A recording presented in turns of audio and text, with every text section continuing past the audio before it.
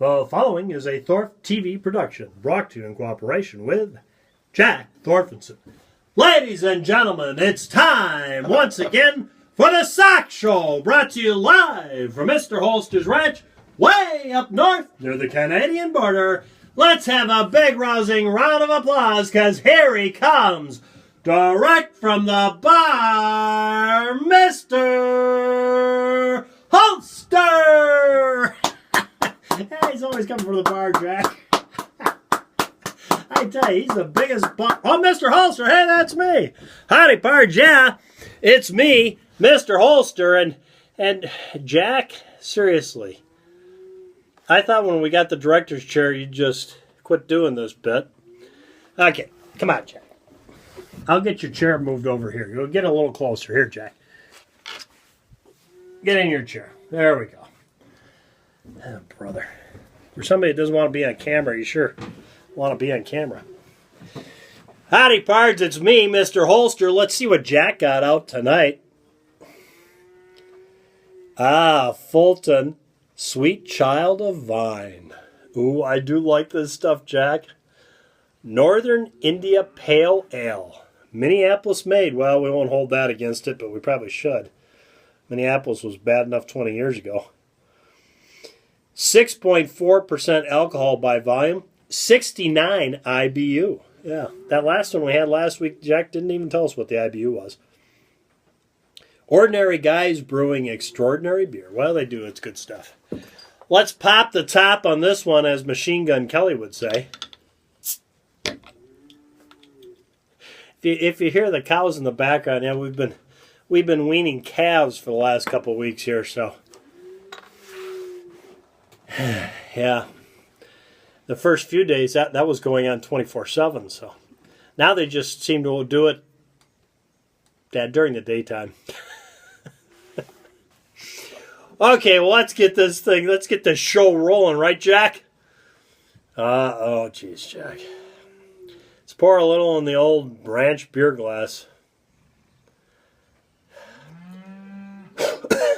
West Texas dust.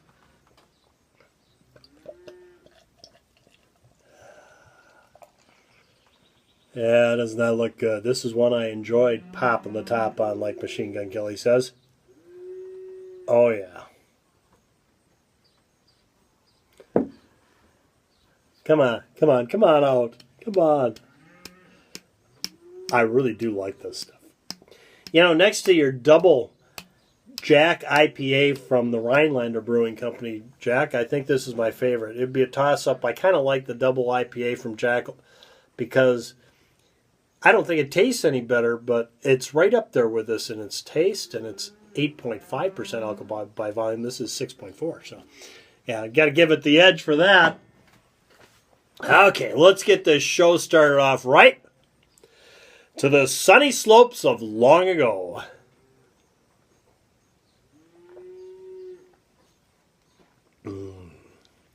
That doesn't heat you up and cool you down all at the same time. Oh, man, that is good.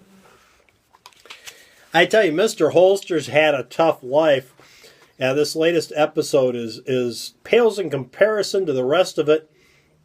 I've always gotten a decidedly lack of respect from people, and you can see that by the comments on my YouTube channels, all the trolls. Yeah.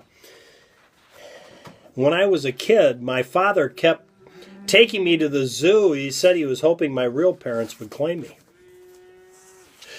Yeah, when I was a kid, they always made me take the family picture at the family reunions. Yeah, they didn't want me in it. One day, I called up the suicide prevention hotline. They tried to talk me into it. I was drowning one time and yelling, "Help! Help!" The lifeguard came running over and said, "Hey, kid, shut up."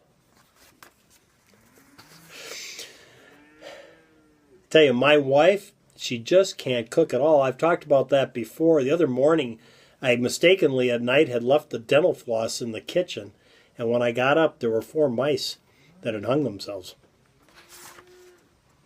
Jack's got a friend called Willie the Whale. Hey, you've heard from Willie lately? He fell in love with a submarine. Really. Every time they fire a torpedo, Willie hands out cigars. Well, it makes sense. Well, there you go, guys. There's our monologue. Good monologue today, by the way, Jack. Thank you. Thank you. Jack, of course, writes all my material. Let me just 1 second while I whip this out. Yeah, aren't you glad you're not watching the real Cobra Burnouts channel? Yeah, that'd be the time you better move to another channel. This is what I'm going to talk about tonight. I got my old Ruger Police Service 6 out. I really like this gun. Yeah, flies.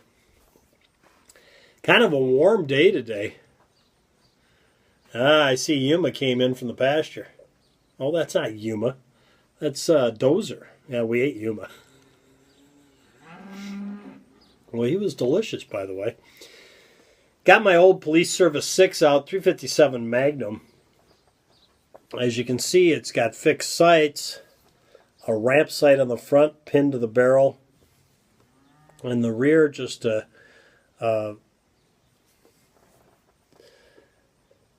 U-shaped affair right in the frame. 6-round cylinder, of course.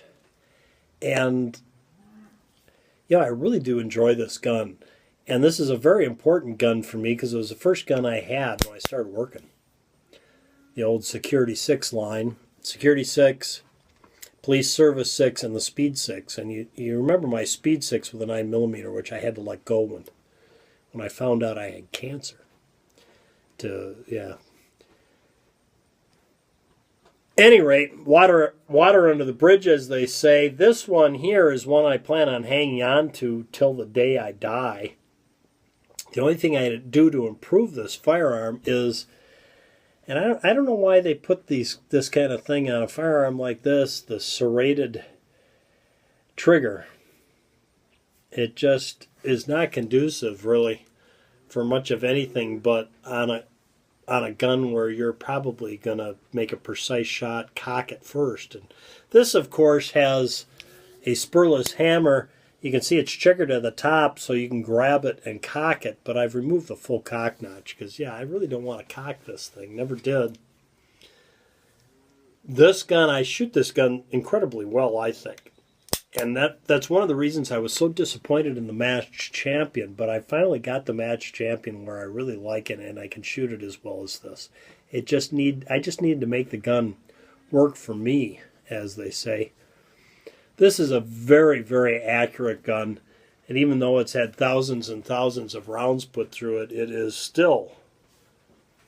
I would not hesitate one bit to take this out with me, even knowing I was going to have to use it to save my life.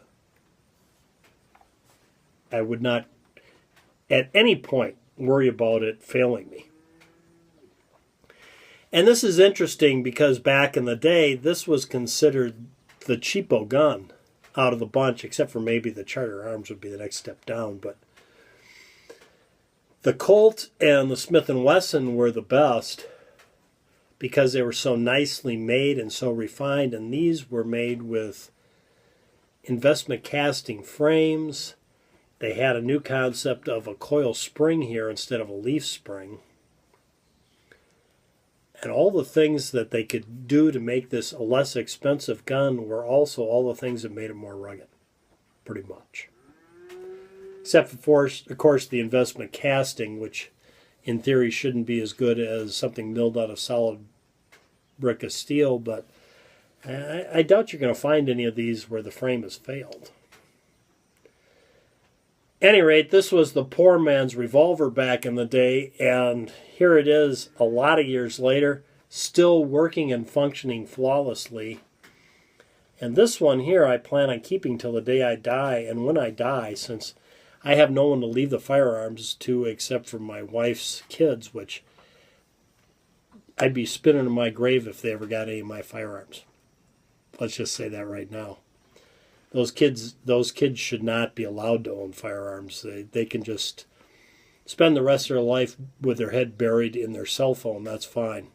They get what they deserve. Says I, But this, however, is why this gun right here, when I pass, I'm leaving this to Batjack JW. Because he's got a lot of nice Colts and Smith & Wessons, representative of the day, but yet he doesn't have this, a Ruger, out of the Security 6 line. Now, this is not a Security 6, it's a Police Service 6, but there is a Bruce Willis movie out there, and I'll be darned if I can remember what the name of the Bruce Willis movie is, but there is one where he talks about his Ruger Security 6. So I figure that's close enough for Batjack JW that maybe he'll hang on to it. So, yeah, that's good. That's in my will that this goes to Batjack JW when I go. I know it's not worth much, and it's not the greatest revolver in the world, but I can shoot this more accurately than a lot of Smith & Wessons that have come through my hands over the years. So it can be shot accurately, and we'll get the job done. And I hope he'll be willing to take it and not think it's like, because it's an old Ruger. Because this, to me, is more important than my... If this would have been worth more and more collectible than my Speed 6, I still would have sold the Speed 6 and hung on to this. So we'll put it that way. Well, there you go, guys. It's a short SOCS show tonight. What number are we on, Jack? 117? This is episode 117. Well, there you go. We're tying up episode 117 of the SOCS shows here at the Pecos Painting Ranch. And a little light tonight because, yeah, I'm feeling a little tired. Actually, I didn't even finish my beer. I think I'll go take a nap. Thanks for tuning in. From Mr. Holster and Jack, go out and stay safe. Hey, Jack. That's 12 minutes and 11 seconds of their life. They just pissed away watching this crap. Can you believe they do that kind of... Is this still on?